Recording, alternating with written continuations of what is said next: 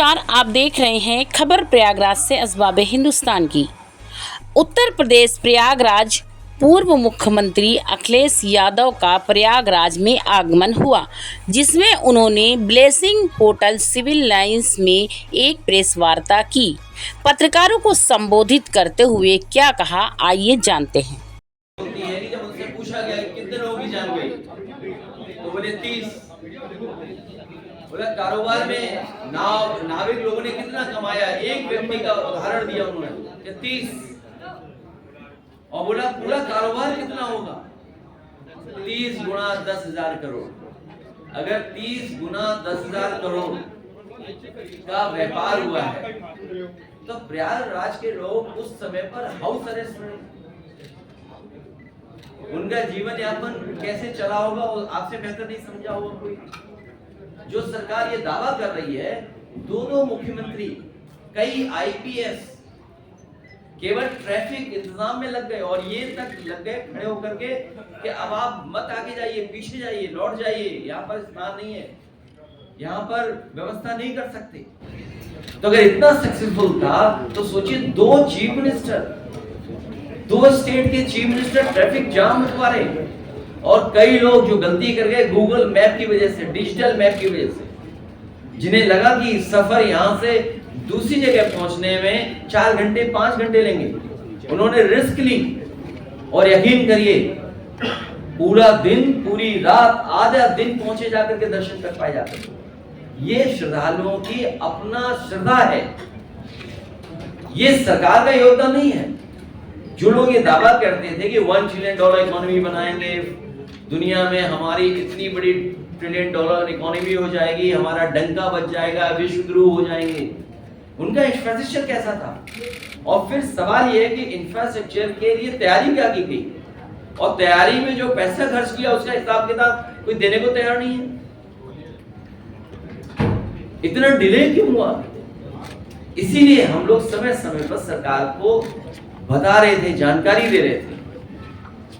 Sir, एक सवाल ये है कि निशिकांत दुबे बीजेपी के सांसद हैं, उन्होंने ये कहा है कि देश में जो धार्मिक उन्माद फैल रहा है इसके लिए सुप्रीम कोर्ट जिम्मेदार है। हालांकि बीजेपी ने इससे किनारा कर लिया उनके बयान से, उनका अपना निजी बयान बताया। सच्चाई तो ये है, धार्मिक उन्माद और जातियों का झगड़ा या जातियों के बीच में एक दूसरे के प्रति विश्वास न रहना, ये बढ़ाने का काम कोई कर रहा है तो वो भारतीय जनता पार्टी है। भारतीय जनता पार्टी समय समय पर किस तरीके से डिवाइड एंड रूल कर सके, समाज में कैसे डिवीजन करें, कभी धर्म के नाम पे डिवाइड करना, कभी जाति के आधार पे डिवाइड करना, ये भारतीय जनता पार्टी के लोगों का बहुत ही वेल प्लान प्रोग्राम चलता है। उसके लिए फंड्स लगाते हैं ये लोग। तो ये जो कुछ कहा गया, ये भारतीय जनता पार्टी की अपनी सोच है। और सच्चाई तो ये है, जो लोग दावा कर रहे थे कि 400 पार, और अगर 400 पार हो गए होते तो आपके चैनल तो बंद हो गए होते, या फिर तो वन वे वन कलर में हो गए होते, और सड़कों पर तलवारें और राइफलें घूम रही होती। बम तो चलने का यहाँ है ही कुछ, कोई ट्रेडिशन है यहाँ पर? सोचिए, 400 पार होने के बाद तलवारें घूम रही होती सड़कों पर, नंगी तलवारें लहराई गई होती। सर, आप आगरा भी गए थे, राणा सांगा और औरंगजेब का विवाद ये कब थमेगा? आपके पार्टी के सांसद एसटी हसन हैं, वो कह रहे हैं कि औरंगजेब में अगर कुछ बुराई थी तो कुछ अच्छाई भी थी। मैंने बहुत बार निवेदन किया और फिर आपके माध्यम से मैं निवेदन करता हूँ, इतिहास को इतिहास रहने दीजिए। जो इतिहास हमारी प्रोग्रेस को रोकता हो, जो इतिहास हमारे आपके बीच में मनमुटाव पैदा करता हो, एक दूसरे को ऊंचा नीचा दिखाने के लिए ऐसा इतिहास हो, उस इतिहास को इतिहास ही रहना चाहिए, उस पर चर्चा नहीं करनी चाहिए। सर, वक्फ संशोधन कानून जो है उसको लेकर सुप्रीम कोर्ट चैनल है, ज्यादा बोलता है। अच्छा जी, दलित के बारे में अभी यहाँ पे घटना हुई थी, आपका प्रतिनिधिमंडल भी आया था, लेकिन बहन जी आपके दलित प्रेम को दिखावा बता रही हैं। हम क्यों हटें? आज भी उन्होंने ट्वीट किया है कि कांग्रेस और भाजपा की तरह दलित प्रेम उनका दिखावा है। समाजवादी पार्टी और बहुजन समाज पार्टी ने मिलकर के भी काम किया है। अभी कुछ दिन पहले चुनाव हम लोग मिलकर के लड़े थे। समाजवादी पार्टी की कोशिश रही है कि हम सब लोग मिलकर के काम करते। जब हम लोग कई अलायंसों के अनुभव से सीखने के बाद इसलिए पीडीए की आवाज दी हम लोगों ने। ये जो पीडीए का प्लेटफॉर्म है, ये सभी समाज के लोगों को जुड़ने का प्लेटफॉर्म है। और जैसा आप बता रहे हो, जानकारी दे रहे हो, अगर हम थोड़ा आंकड़ों पर जाएं, उत्तर प्रदेश में सबसे ज्यादा SC ST के ऊपर अन्याय उत्पीड़न हो रहा है। पूरे देश में सबसे ज्यादा अगर किसी समाज पर अन्याय उत्पीड़न हो रहा है तो हमारे दलित भाई। जिंदा जला देना किसी बात को लेकर के, ये दर्शाता है कि इतना अहंकार है कुछ लोगों के अंदर। उन्हें कोई परवाह नहीं है कानून की, कोई परवाह नहीं है नियम की। ये तो आपके यहाँ हुई एक घटना, और अगर पूरा प्रयागराज का रिकॉर्ड उठा करके देखें तो बड़े पैमाने पर इस तरह की घटनाएं हुई हैं प्रयागराज में ही, जहां पे जान तक ले ली गई। और अगर हम बगल के जिले में चले जाएं, एक पासी समाज के बेटे के साथ क्या हुआ था, चटवा दिया था। आज भी हम लोग देश में सुनते हैं कि जगह जगह से सूचनाएं आती कि अगर वो दलित है उसके ऊपर उत्पीड़न हो रहा है। अभी जो हरियाणा की खबर आ रही है दूसरे प्रदेश की, आज कुछ अखबारों में लिखा है उस पर। क्या सोच सकते हैं कि हजारों साल से जिनके सामने इस तरह का संकट पैदा हुआ, अपमान का जीवन जीना पड़ा, आज भी जीना पड़ रहा है। इसीलिए समाजवादी पार्टी ने संकल्प लिया 14 तारीख को बाबा साहब भीमराव अम्बेडकर की जयंती के दिन कानून के राज के साथ साथ सामाजिक न्याय के राज की स्थापना हो। उस संकल्प को लेकर के हम लोग आगे बढ़ने जा रहे हैं। और दलित उत्पीड़न में उत्तर प्रदेश नंबर 1 है। न केवल दलित उत्पीड़न में बल्कि महिलाओं के ऊपर भी सबसे ज्यादा अगर घटनाएं कहीं घट रही है तो उत्तर प्रदेश नंबर 1 है वहां। अच्छा, ये बता दीजिए अध्यक्ष जी, एक मिनट ये बता दीजिए, डिप्टी सीएम केशव प्रसाद मौर्य ने कहा कि विरासत में गद्दी मिल सकती है, काबिलियत नहीं। आपके बारे में? वैसे मैं बड़ा ध्यान से आ रहा था आपके बीच में। आपके बीच में आने से पहले सबसे पहले मुझे स्वामी विवेकानंद जी की प्रतिमा दिखाई दी। इन भारतीय जनता पार्टी के लोगों को उनके शिकागो के दिए हुए भाषण से इन्हें सीख लेनी चाहिए कि हमारा देश वो देश है जो उन्होंने कहा वहां पर शिकागो में कि यूनिवर्सल एक्सेप्टेंस हमारा धर्म सिखाता है, हमारा धर्म हमें टॉलरेंस सिखाता है। इसलिए मैं कहना चाहता हूं, कोई वस्त्र से नहीं बन जाता योगी, अपने विचारों से योगी बनता है। जो हमारा साथी सवाल पूछ रहा है, उस चौराहे के बाद एक चौराहा और देखा मैंने। उस चौराहे पे एक ड्रेस है, वो स्पेस सूट लग रहा है मुझे। वो क्या ड्रेस है वो जो है चौराहे पर, एस्ट्रोनॉट वाला वो ड्रेस उन्हें पहना करके किसी और प्लेनेट में भेज दो तो शायद उन्हें कुछ लाभ होगा। चौराहे पर है।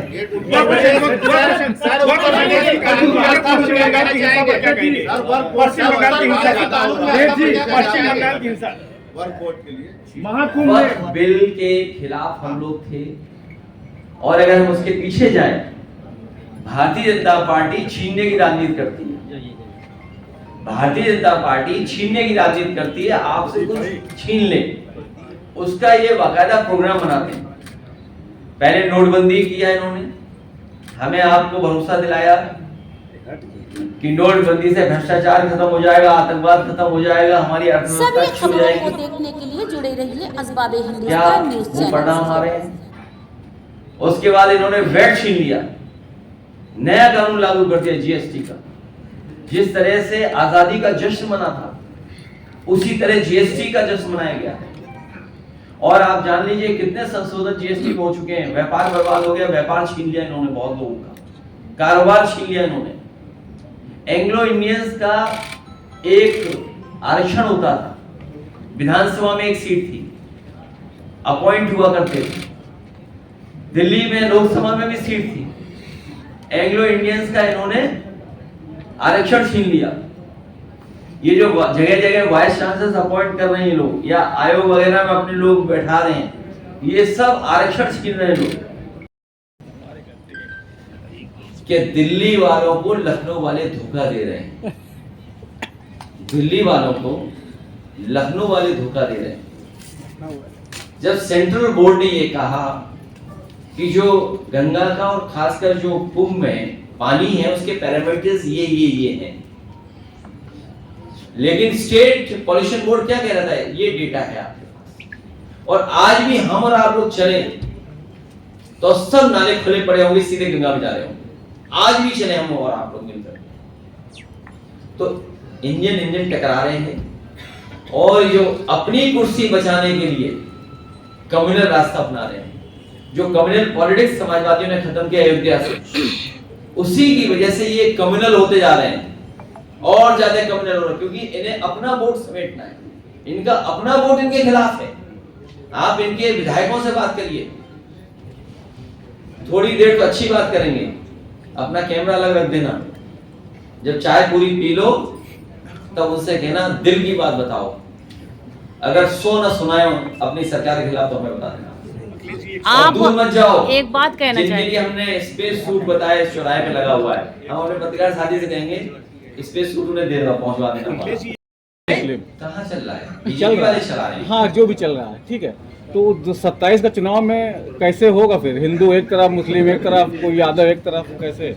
मुझे नहीं पता किस अखबार के पत्रकार हैं, हो सकता है यूट्यूबर हो। नहीं